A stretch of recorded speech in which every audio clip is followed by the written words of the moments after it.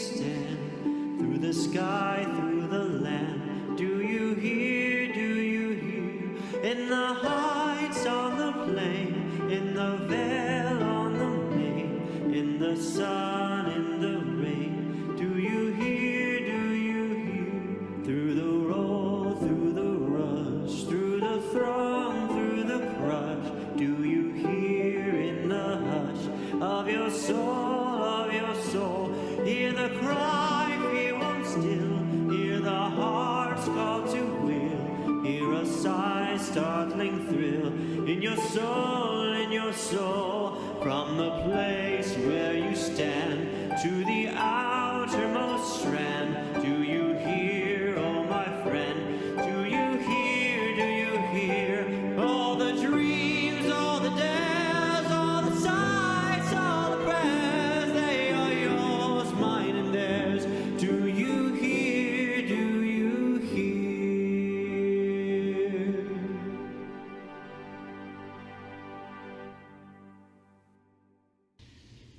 So we open our worship services with this wonderful ritual that unites us with Unitarian Universalist congregations, not only around our country, but congregations around the world. So here are these chalice-lighting words. With humility and courage born of our history, we are called as Unitarian Universalists to build the beloved community where all souls are welcome as blessings, and the human family lives whole and reconciled. With this vision in our hearts and minds, our chalice is lit today. Good morning. Good morning. I'd like to read a story to you this morning about Frances Ellen Watkins Harper. Nearly 200 years ago, a little girl was born in Baltimore, near the Chesapeake Bay. Her name was Frances Ellen Watkins. When Frances Ellen was born in 1825, there weren't any cars and only a few trains. When people wanted to go somewhere, they either rode horses or walked. Or they might go for a ride in a carriage or travel the oceans in a tall-masted ship. On the day that Frances Ellen was born, her mother said, "Frances Ellen, you are the most beautiful baby in the world, with your curly brown hair and your dark brown eyes and your soft brown skin," because that's the kind of thing mothers say. And Frances Ellen said, "Ah," because that's the kind of thing babies say. Then her mother said, "Frances Ellen, you are also the luckiest baby in the world because we are not slaves. You have been born free." And Frances Ellen said, "Ah," because she was only a baby and she didn't understand what free meant. She didn't understand what slave meant.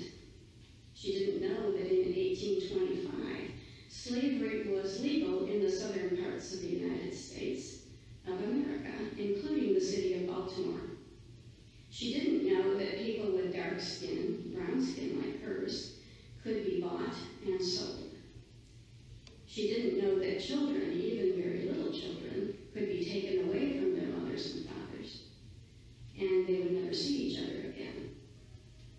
She didn't know that slaves had to work hard all day, every day, never got paid, and were never allowed to leave.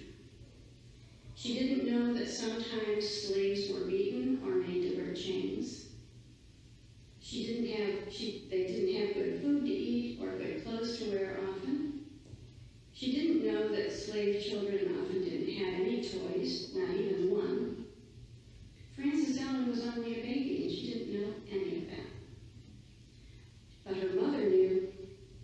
"Someday," her mother said, kissing the curly brown hair and looking into those dark brown eyes and touching the soft brown skin, "someday, everyone will be free. Someday." When Frances Ellen was older, she went to school, and one of the teachers was her uncle, William Watkins. He said to the class, "Children, you are very lucky to be here and to be allowed to learn." The children all nodded, serious and quiet, because even though they were only 5 and 6 years old, they already knew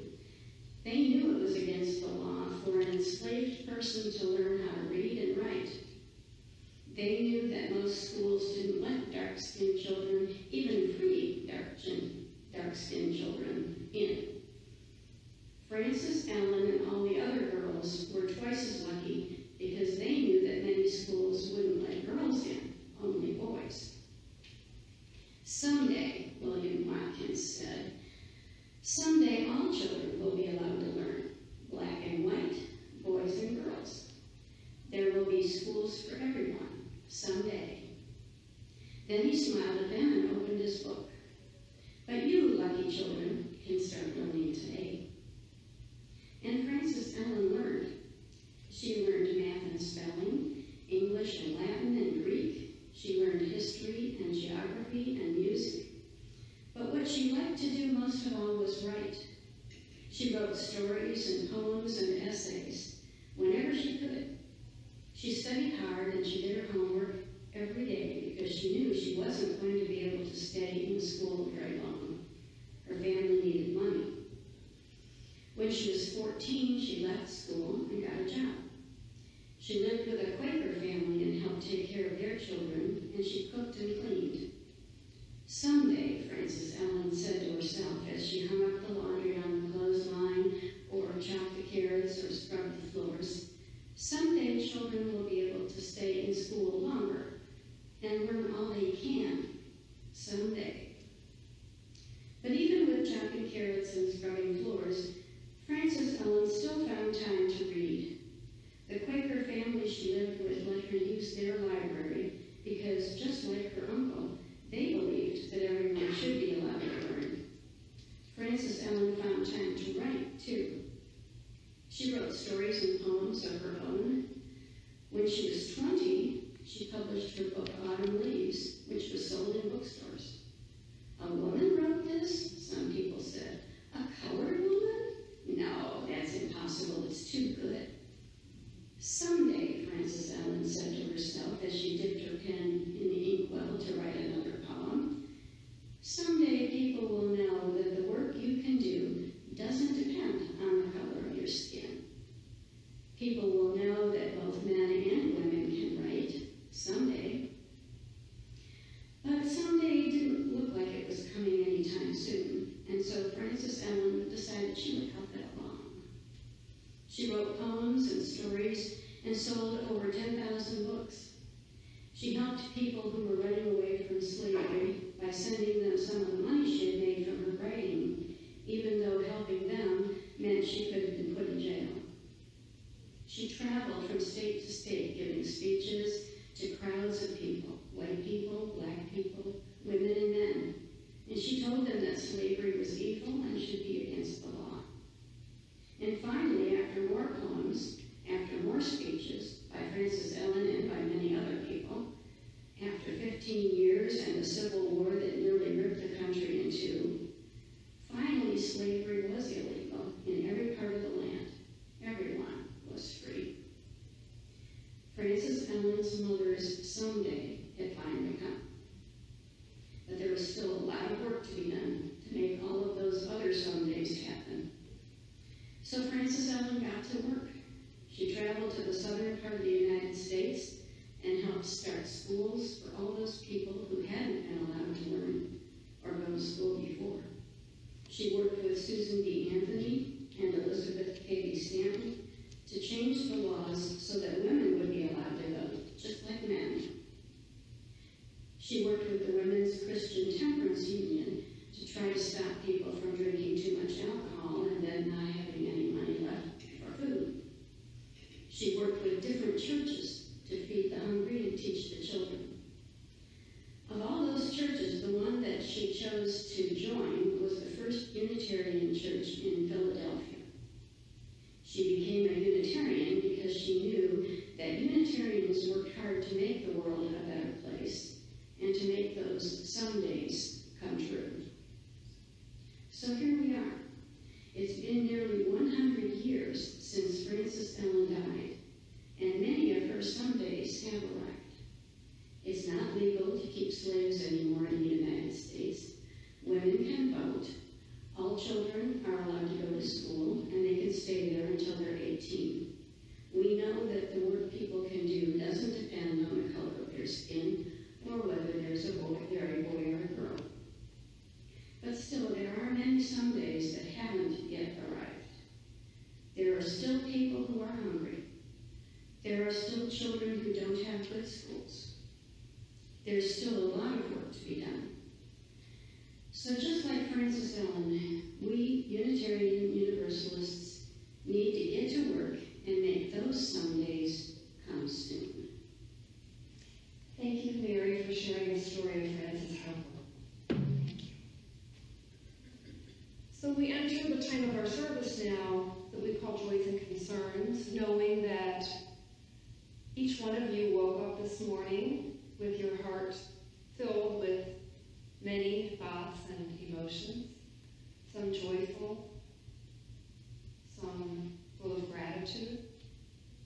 Others may have worries or anxieties or sadnesses.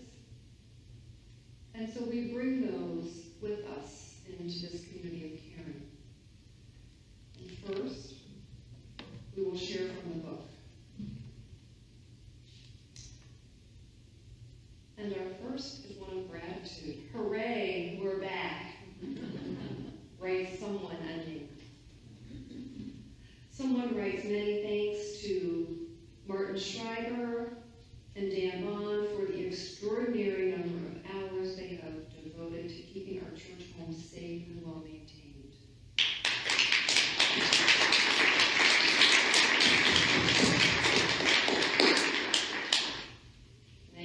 I saw Martin hard at work this morning when I got here early.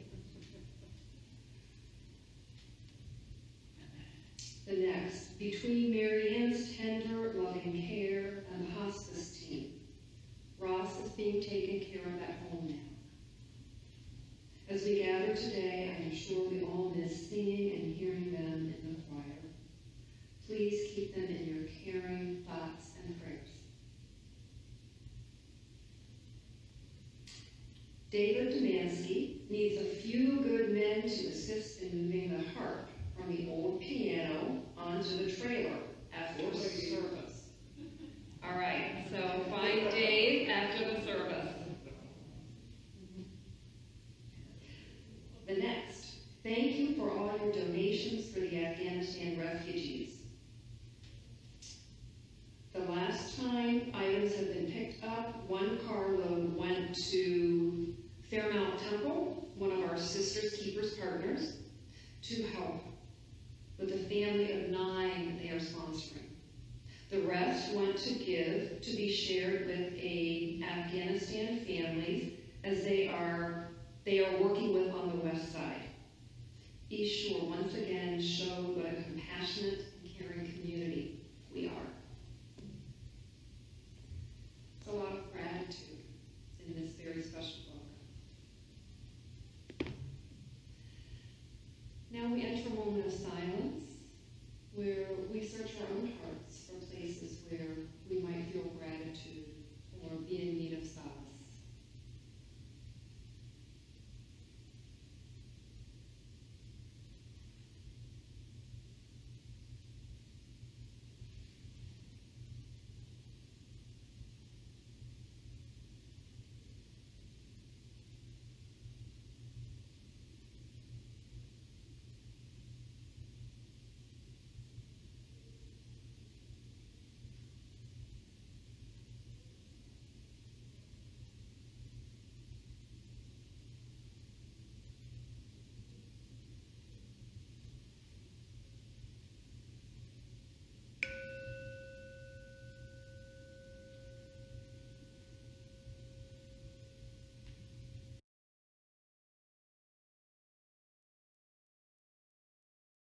So this morning, March, the first Sunday in March, we are entering Women's History Month. And you heard the story of one woman who is important in the history of our denomination, Frances Harper. And I'm going to lift up another woman today that you may or may not have heard of. She's not that well known. Her name is Viola Liuzzo. And Viola is linked to a more recent struggle in our history, the struggle for civil rights, and in particular, the March in Selma. And those of you who know your history know that it was Sunday, March 7th in 1965, so 57 years ago this morning. It's known as Bloody Sunday in civil rights history. So how many of you were in your teens or older in 1965? Probably a lot of you. So you might have a memory of seeing TV for headlines in the paper about the events that were happening in the South, really all during the 60s. And if you're younger, maybe you've seen documentaries or movies like Selma that came out a few years ago for the 50th anniversary. Pretty powerful movie. And so we're going to delve into a little bit this idea of what is our role, what is our individual role in shaping the world for justice, and what can we learn from the journeys of our ancestors. So in researching this sermon, I came back again and again to our fifth principle, the right of conscience, and the use of the democratic practice, not only in our congregations, but also in our society. And you might remember that I actually preached about this principle in January, and I looked at it through the lens of artists and protest art, and how artists use this principle in their work. Particularly, we looked at China and a little bit in Russia, which is prescient right now. But I've always been so intrigued by this fifth principle, because I wasn't born and raised into Unitarian Universalism. I've been a UU about 20 years. I was raised Presbyterian. And so I was always so curious how this idea of democracy was important to this denomination. And I want to read you a quote by the Reverend Earl Holt in the little book that we all have with Purpose and Principle. Many of us have. Your library has it here. And he writes, "Democracy is an expression of faith in the power of human beings to shape their own lives. A faith that is most explicit in the ideals of our Unitarian Universalist religious tradition." So democracy is an expression of faith in the power of human beings, of each of us, to shape our own lives. And this is exactly what the people of Ukraine are trying to do right now. And they're being murdered for that. So democracy is so powerful that countries around the world forever have tried to squelch it. And these are the words that we use to underpin our social justice issues. And these are the words, this is the idea that Dr. King used to rally so many people during the Civil Rights era. And one of our denomination's most celebrated historians is the Reverend Dr. Mark Morrison Reed, and he is probably the preeminent scholar on Black Unitarian Universalist history.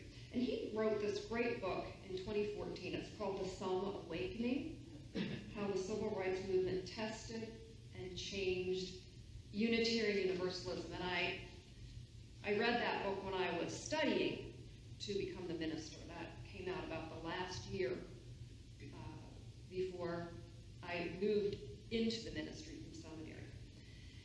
And he's really looking, and he's written many books, and he really looks at kind of the role of people of color and the struggle for their voices to be heard within our denomination. And in this book, he states that this march in Selma that really kind of blew up with Bloody Sunday, that's when it really kind of became known, really presented a test for Unitarian Universalists. And he says the test was, did freedom merely mean freedom of belief and conscience, or did it also include the civic, political, and economic freedoms that educated, middle-class, liberal religious folks just take for granted? In other words, did the reasons for marching hinge on the need to enact our belief in this democratic process in human relations from Principle 5? And there are both joys and sorrows in our denomination's history in the Civil Rights Movement and living our fifth principle. We can be proud of the fact that both Unitarians and Universalists were strident in their calls to end slavery in the 1800s. And we can be proud of the fact that busloads of Unitarian Universalists went to the March on Washington. We stated that over 1,600 UUs went to Washington, D.C. in 1963. 177 UU ministers and seminarians journeyed to Selma or Montgomery in March of 1965. We can be proud of that. And no one can deny the significance of Selma to galvanize us to take a look at the issues like voting rights. And probably voting rights is the most fundamental component of democracy. And we continue to focus on voting rights now as a denomination. UU the vote is getting stronger and stronger. But let's go back to March 7th, 1965, known as Bloody Sunday. On that Sunday in Selma, Alabama, 600 African American marchers attempted to cross the Pettus Bridge toward the state capitol in Montgomery. And these citizens were clubbed and tear gassed and trampled by the Alabama state troopers and other men that had been deputized, many Klansmen, to keep law and order. But this time, this violence was really captured on TV. So the whole world kind of saw the shame of Alabama. So that's why we really know about Bloody Sunday. And early on Monday morning, March 8th, Dr. King sent a telegram to clergy leaders around the world saying, please come to Selma. We need you. Come to Selma. And within 2 days, 60 of our ministers have made the pilgrimage to Selma. And that was 10%, almost 10% of our denomination's clergy at that point. And then on Tuesday, March 9th, denying a court injunction not to march, Dr. King led a group of about 2,500 marchers just to the entrance of the Pettus Bridge. And after praying, Dr. King decided not to march that day, and so the group returned back to Brown Chapel, which was kind of the hub of where everyone was meeting and getting taken care of. And that night after dinner at Walker's Cafe, the Unitarian Universalist minister James Reed and two colleagues had called their homes to tell their families they were safe, and they were leaving Brown Chapel and walking back to their home hospitality, and they took a shortcut, and several white locals raced out of an alley and beat them, and James Reed was hit over the head with a baseball bat, and he later died. He died 2 days later. So this now really means something for our particular denomination, right? So after the death of James Reed, even more Unitarian Universalists go down to Selma, and they attend the memorial service, and they stick around for what is going to become kind of the march of the century. So how did the Unitarian Universalist Viola Liuzzo, a 39-year-old homemaker, housewife, a student and activist from Detroit, Michigan, find herself in Selma, Alabama, at this historic moment in American history? So Viola was not born into our denomination. She grew up in Tennessee, very impoverished. She also lived in Georgia. She was the daughter of a coal miner and a school teacher during the Great Depression. And she had a firsthand experience of living in the Jim Crow South as a white person. When she was 17, her family moved up north to Ypsilanti, Michigan, looking for work. Viola then soon moved to Detroit, and at 18, she was married. And that same year, working at a cafeteria, she met a woman named Sarah Evans, an African-American woman, and they became best friends. And Sarah was kind of known as the second mother to Viola's children. She divorced her first husband, and later married Jim Liuzzo and had 3 more children. And by all accounts, she was a devoted mother. She would help anyone she saw in need. She and her husband Jim would sometimes have arguments because she was so giving and generous, and she would give money away in a household that didn't have a lot of extra money. She took her children camping and rock climbing and played classical music in the home for them. She was known to be impetuous, but loving and caring, and very strong-willed. And she had always regretted her decision to drop out of high school to go to work. She dropped out of high school when she was 14. She needed financial independence from a dysfunctional family. And so at age 38, she makes the decision to enter Wayne State University. And there she reads and she meets people and she falls in love with Plato and Ralph Waldo Emerson and Thoreau. And she was really impressed with Thoreau. She loved nature and also his unconventional stands on public issues. And in his essay, Civil Disobedience, she read, "There are thousands who are in opinion opposed to slavery, yet who in effect do nothing to end it.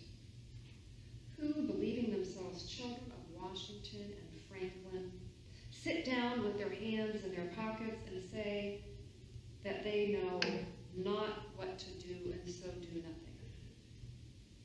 And so Thoreau, as you know, was one of our transcendentalists and an abolitionist.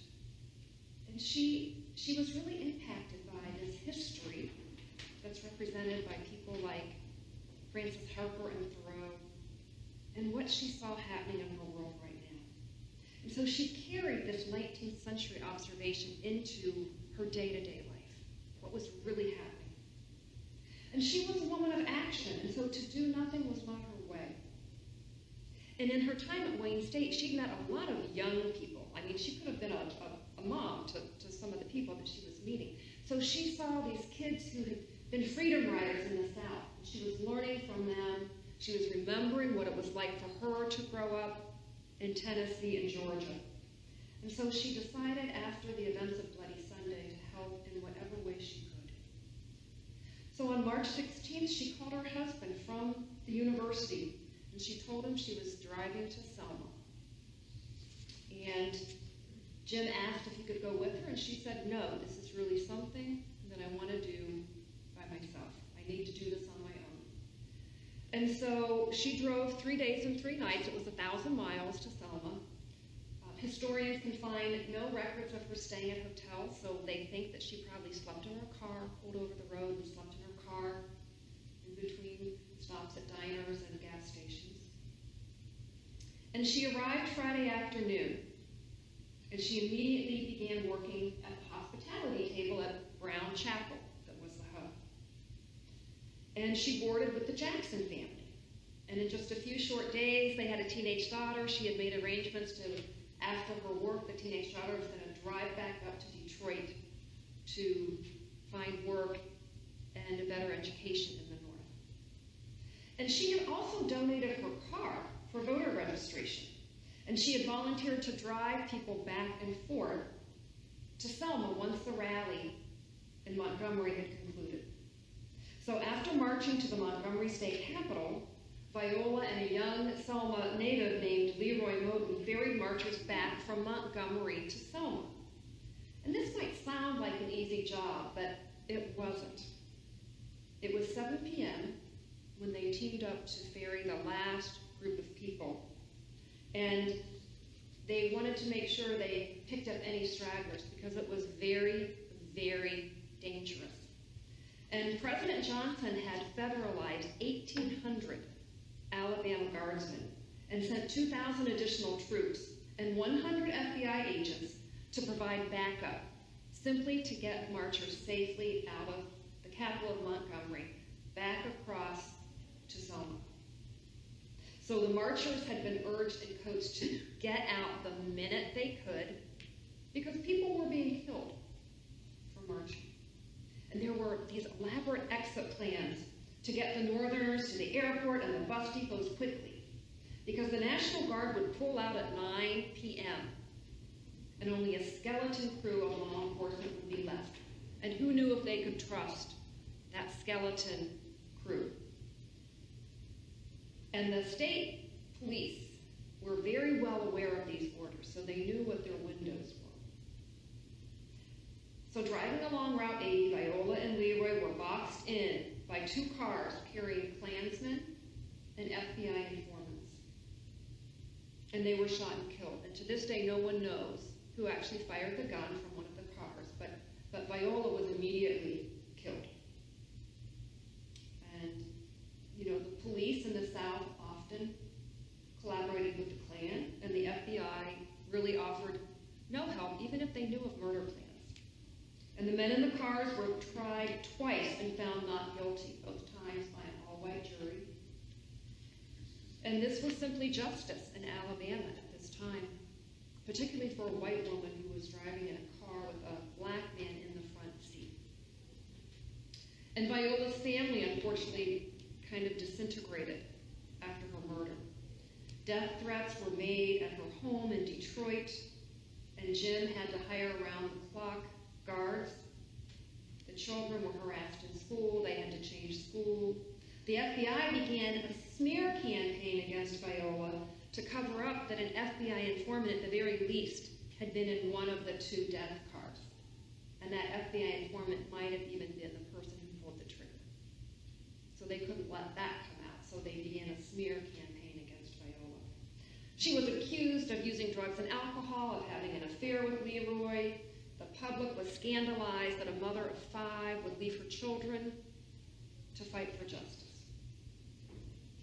And after her death, the chaplain at Wayne State said of Viola, she consistently chose the role of a worker. She epitomized a very strong person in the freedom movement, who doesn't ask to be a leader, who doesn't need to be in front, who doesn't need to be the star. She really provided the moral backbone of this movement. And just a few years after her death, Viola was virtually forgotten by most of the civil rights scholarship. Many folks at that time really believed that women at that point should stay at home with their kids. And Jack Mendelson writes in The Martyrs, 16 who died for civil rights, when Viola went to Selma, she thought she was serving her family because she saw her family as mankind. So we could see in Viola's life a model for us in this respect. When asked why she wanted to go to Selma, why she had to go to Selma, she said, "This is everybody's fight. There are just too many people standing around talking, and I'm going." So she's really listening to Thoreau's words. It was simple and clear that to Viola, it was responsible to engage in the fight. And I'm here to encourage you to listen to Viola and Francis and Thoreau, to urge us that we are all responsible for engaging in this fight, knowing that we will all engage in different ways. I preach, I attend protest rallies, I try to help register people to vote. That's how I try to stay in the fight. And I can offer you a couple of different ways to stay in the fight. If you open your inserts, there are a lot of inserts in the program today, but if you open your inserts, you'll see a couple ways where you can simply be that backbone. You don't have to be the superstar. Some of you probably know from working with Reverend Nee over the years about the Poor People's Campaign, which is the Reverend Dr. William Barber, who really has taken up the mantle from Dr. King and is every year leads these big protests in Washington, D.C. in June to really follow up on the Poor People's Campaign that Dr. King started. Well, they're actually going to stop here in a couple weeks on Monday, March 14th. You might want to attend that rally or go online and learn more about the Poor People's Campaign and how you might be able to help. We're opening up with COVID, so we're gathering more. So that might be of interest to some of you. Some of you may still not feel comfortable engaging in outside rallies, but you might be interested in the Jubilee anti-racism training. You might want to learn more about systemic racism and learn more about our history and combating this. So these are just a couple of ways that you can still stay involved in the fight and do what you can to heal the world.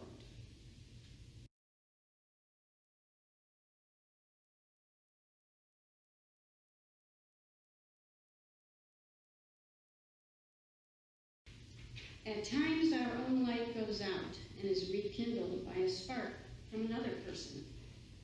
Each of us has cause to think with deep gratitude of those who have lighted the flame within us.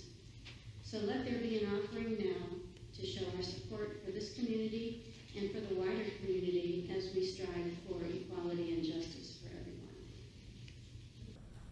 everyone.